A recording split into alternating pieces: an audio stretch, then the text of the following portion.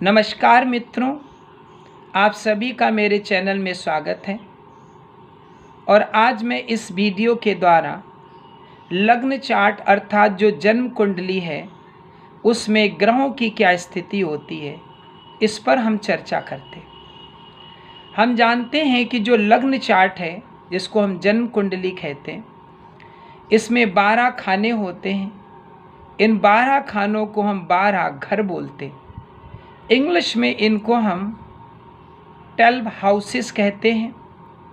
और जब आप लग्न चार्ट को जन्म कुंडली को देखेंगे तो ऊपर की ओर 3 खाने होते हैं। उसमें जो बीच का खाना होता है या जो बीच का घर होता है, जो बीच का हाउस है, वो हमारा फर्स्ट हाउस होता है, पहला घर होता है। वहीं से हम पहली गिनती स्टार्ट करते हैं। इसके बाद हम एंटी क्लॉकवाइज डायरेक्शन चलते हैं और वहीं से हम गिनते चले जाते हैं। बीच का जो घर है वो 1 नंबर का होता है, फिर 2, 3, 4 ऐसे करके 12 टोटल घर होते हैं। इन घरों में जो ग्रह बैठे होते हैं उनकी आज हम चर्चा करते हैं। देखिए, जो पहला घर हमारा है और जो चौथा घर है, जो 7वां घर है और जो 10वां घर है, ये चारों हमारे केंद्र कहलाते हैं। इनको याद रखना बड़ा आसान है, क्योंकि पहला घर ध्यान रखिएगा, उसमें 3 जोड़ते जाइएगा। पहला घर, उसमें 3 जोड़ेंगे फिर 4, 4 में 3 जोड़ेंगे 7 और 7 में 3 जोड़ेंगे तो 10। तो पहला घर, चौथा घर और 7वां घर और 10वां घर ये केंद्र होते हैं। इन घरों में बैठे हुए जो ग्रह होते हैं वो बहुत ही शक्तिशाली, बहुत पावरफुल होते हैं और बहुत ज़बरदस्त प्रभाव डालते हैं। इसके बाद हम बात करते हैं 5वें घर की और 9वें घर की। ये दोनों घर हमारे त्रिकोण कहलाते हैं। इनमें जो ग्रह बैठे होते हैं वे भी शक्तिशाली होते हैं, लेकिन वे इतने शक्तिशाली नहीं होते जितने कि केंद्र में बैठे हुए ग्रह होते हैं। अब इसके बाद हम बात करेंगे 6ठे घर की, 8वें घर की और 12वें घर की। ये हमारे अशुभ घर कहलाते हैं, या यूँ कहेंगे कि इन घरों में जो ग्रह बैठते हैं वो बहुत अच्छा प्रभाव नहीं डालते हैं, वो बुरा प्रभाव डालते हैं, कुप्रभाव डालते हैं। उसका कारण ये होता है कि जो 6ठा घर है वो शत्रु का होता है, जो 8वां घर है ये मृत्यु का होता है और जो 12वां घर है ये कर्ज का होता है। इन घरों में जो ग्रह बैठते हैं वो अशुभ प्रभाव डालते हैं। अब इसके बाद हम चर्चा करते हैं ग्रहों की स्वराशि की, उच्च राशि की और नीच राशि की। सबसे पहले हम बात करते हैं सूर्य की। तो हम जानते हैं कि जो सूर्य है ये सिंह राशि का स्वामी है। सिंह राशि का जो नंबर है वो 5 है। तो सिंह राशि सूर्य की स्वराशि हुई, अपनी राशि हुई। इसके अतिरिक्त जो पहले नंबर की राशि अर्थात मेष राशि, वो सूर्य की उच्च राशि कहलाती है। और जो 7वें नंबर की राशि है, जो तुला कहते हैं जिसको हम, वो सूर्य की नीच राशि है। तो जिस तरह से सूर्य की स्वराशि, उच्च राशि और नीच राशि है, उसी तरह से अन्य ग्रहों की भी स्वराशि, उच्च राशि और नीच राशि है।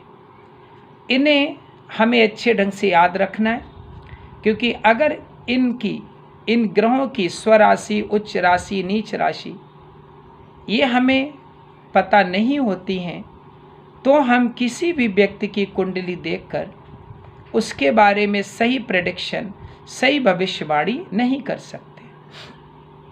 अब हम बात करते हैं चंद्रमा की। तो चंद्रमा जो है वो कर्क राशि का स्वामी है, जो 4 नंबर की राशि है। तो चंद्रमा की जो स्वराशि है वो कर्क है।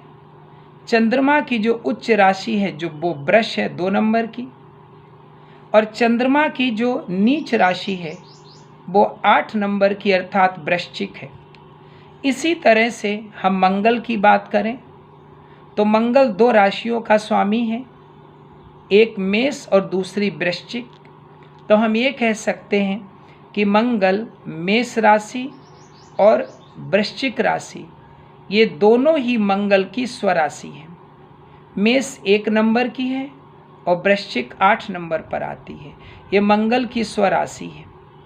मकर मंगल की उच्च राशि है जो 10 नंबर पर आती है और कर्क मंगल की नीच राशि है जो 4 नंबर पर आती है। इसी तरह से हम बुध ग्रह की बात करें तो बुध जो है मिथुन और कन्या ये बुध की स्वराशि है। मिथुन का 3 नंबर है, कन्या का 6 नंबर है और इसकी उच्च राशि भी कन्या है और नीच राशि इसकी मीन है जो 12वें नंबर की राशि है।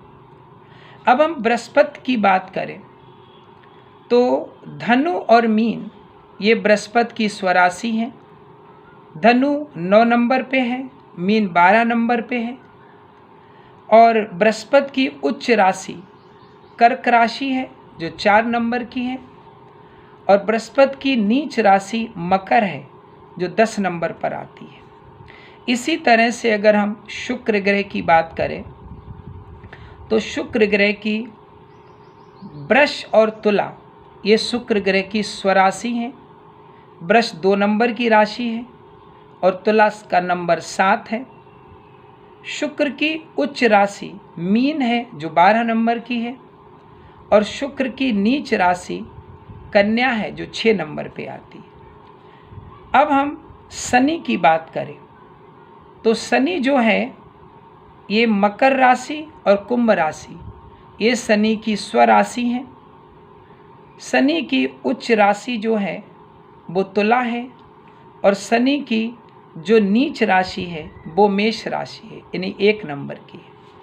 तो इस तरह से साथियों हमने आपको ग्रहों की उच्च राशि, स्वराशि और नीच राशि के बारे में बताया। इनको आपको अच्छे ढंग से याद करना है क्योंकि जब हम किसी व्यक्ति की जन्म कुंडली देखते हैं तो इसका हमें ज्ञान अच्छे ढंग से होना चाहिए। उम्मीद है कि आप इनको बढ़िया ढंग से समझ गए होंगे। मिलते हैं अगले वीडियो में एक नए विषय के साथ। तब तक के लिए थैंक यू।